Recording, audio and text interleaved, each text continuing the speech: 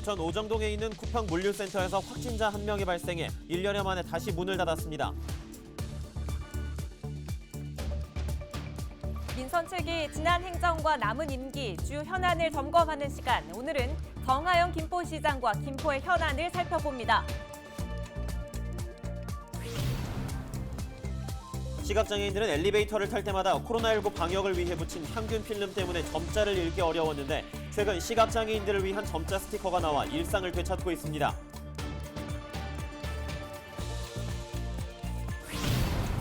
부천시와 부평구가 보건복지부의 건강 인센티브제 시범 대상지로 선정돼 시민 스스로 건강을 관리해 개선될 경우 지원금을 받을 수 있게 됩니다.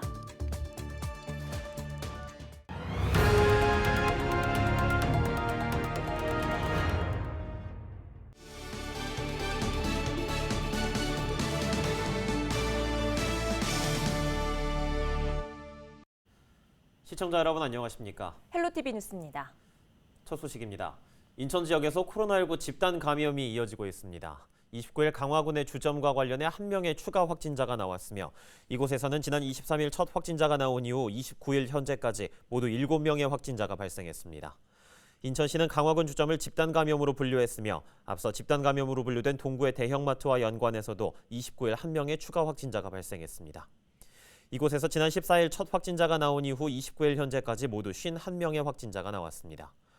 부평구 의료공장과 관련해서도 29일 추가 확진자 1명이 발생했으며 이곳의 누적 확진자는 29일 기준 25명입니다. 쿠팡 부천물류센터에서 코로나19 확진자가 발생해 시설이 폐쇄됐습니다. 부천시는 29일 부천 오정동 쿠팡 부천이 물류센터에서 근무하던 A씨 1명이 양성 판정을 받아 밀접 접촉자 등에 대한 역학조사를 진행 중이라고 밝혔습니다. 방역당국은 A씨가 지난 24일 야간에 상품 진열 업무를 맡았던 아르바이트 직원으로 가족에 의해 감염된 것으로 파악하고 있습니다.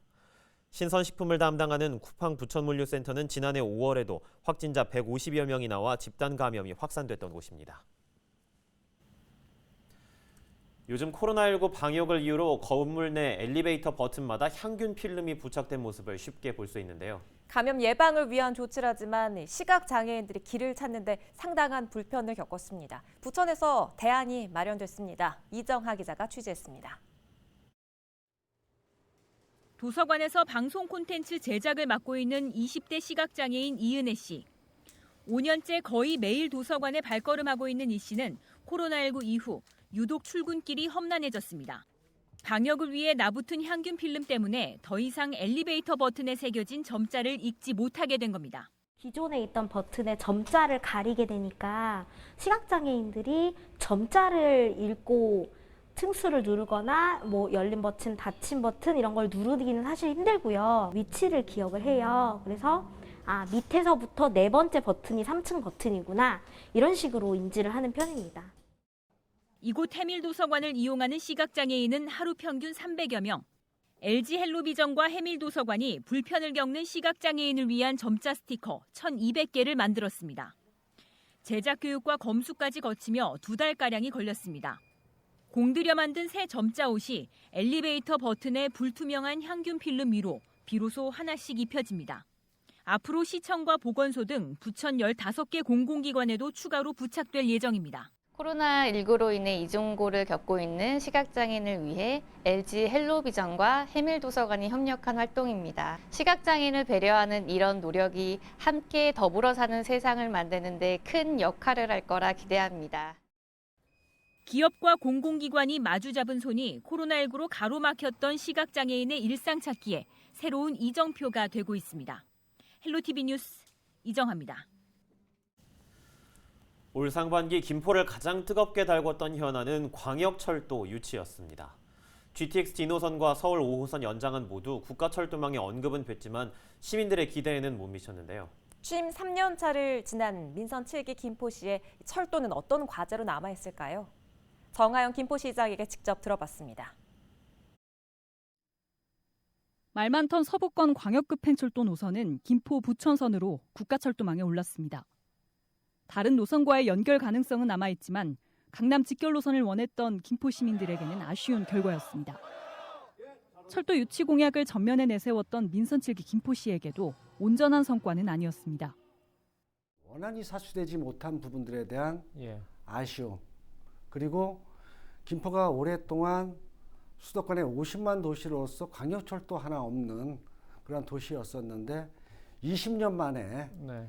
광역급행철도 그리고 인천 지하철 2호선이라고 하는 도시철도가 국가망에 반영돼서 확정고시 됐다라고 하는 새로운 과제도 있습니다. 계획을 어떻게 실현시키느냐가 관건입니다. 김포시는 기존에 요구했던 노선도 장기적인 관점에서 풀어야 할 숙제로 보고 있습니다.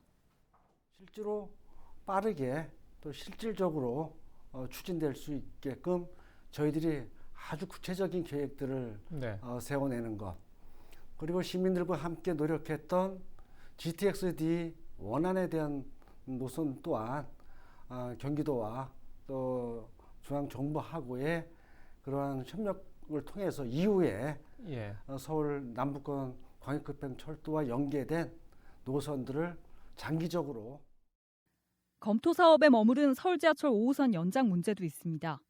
국토부 조건이기도 한 지자체 협의가 여전히 안개 속에 있기 때문입니다. 김포시는 중앙정부에 보다 적극적인 중재 역할을 요청할 계획입니다. 이 정도의 네. 경제성이면 가능하겠다라고 하는 것들을 저희들이 더 확실하게 준비를 할 그런 계획이고요.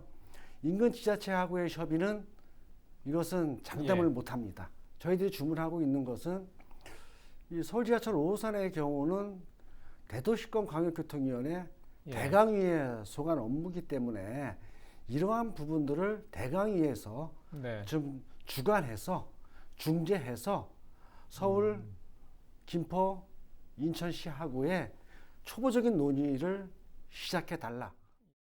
다만 광역철도가 완성되려면 10년 가까이 긴 시간이 필요하기 때문에 김포시는 당분간 골드라인 혼잡률을 줄이거나 도로망 또는 버스 체계를 재편하는 데 집중하겠다는 입장.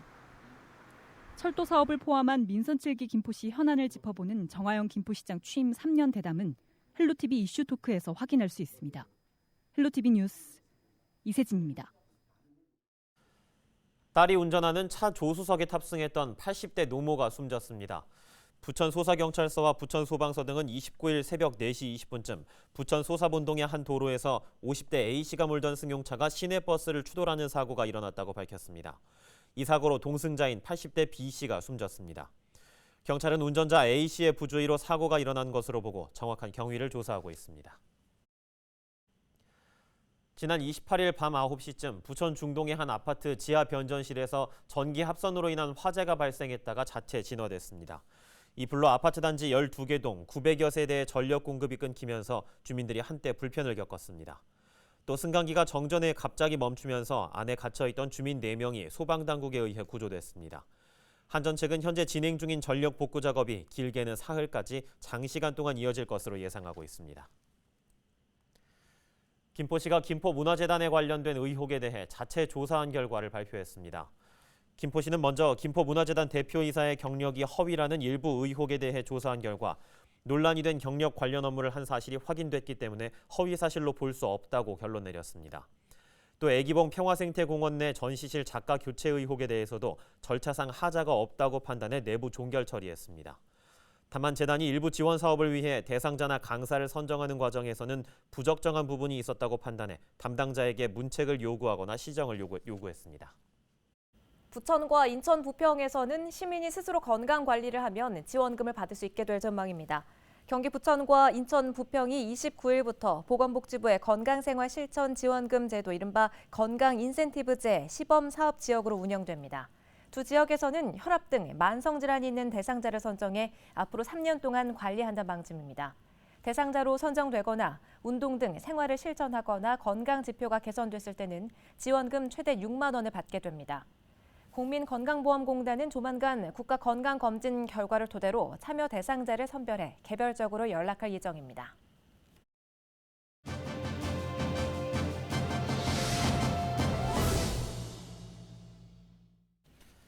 최근 부천시 공유경제 활성화 조례가 부천시 의회를 통과했습니다. 자신이 소유한 기술이나 재산을 다른 사람과 공유하며 자원 활용을 극대화하는 공유 경제를 활성화한다는 내용인데요.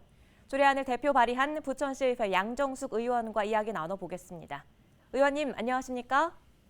안녕하십니까. 부천시의원 양정숙입니다. 반갑습니다.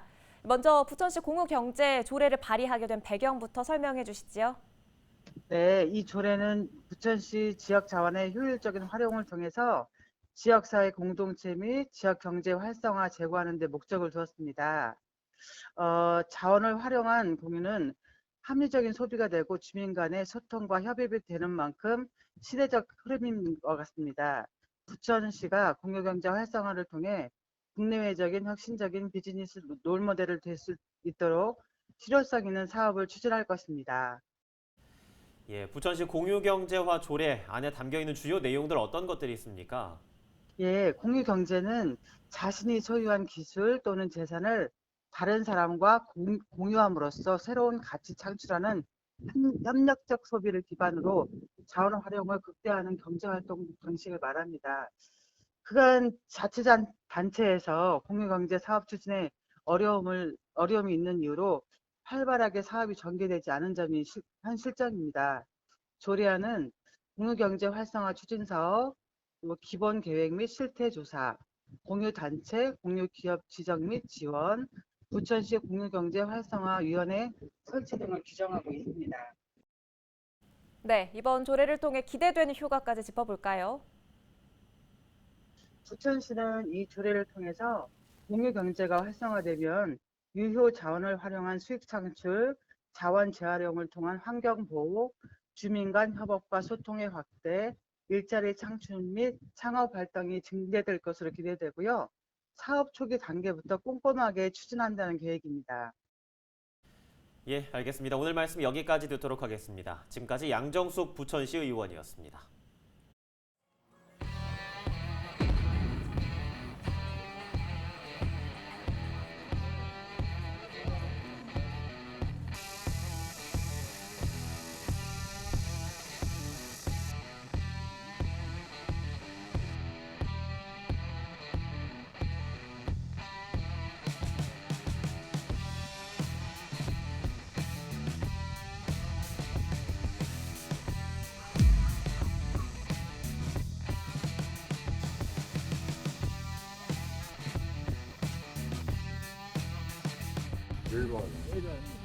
그 죽으란 말은 집에서 갈 데가 있어야지 뭐 갈 데가 없는데 무조건 막기만 하면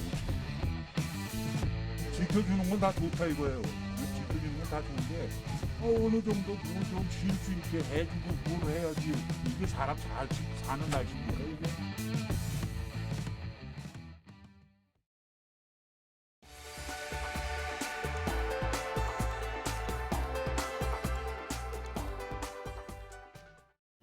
부평구가 미세먼지 저감과 난방비 절약에 효과적인 가정용 전옥수 보일러의 설치 보조금을 지원합니다. 600가구에 전옥수 보일러 한 대당 20만 원의 보조금을 지원하게 되는데요. 부평구는 10년 이상 된 노후 보일러를 교체하는 가정을 우선적으로 지원할 계획입니다. 8월 5일부터 지원 신청을 받습니다. 부평구 청소년지원센터 꿈드림이 검정고시를 앞둔 지역의 학교 밖 청소년 42명에게 응원 보따리를 전달했습니다.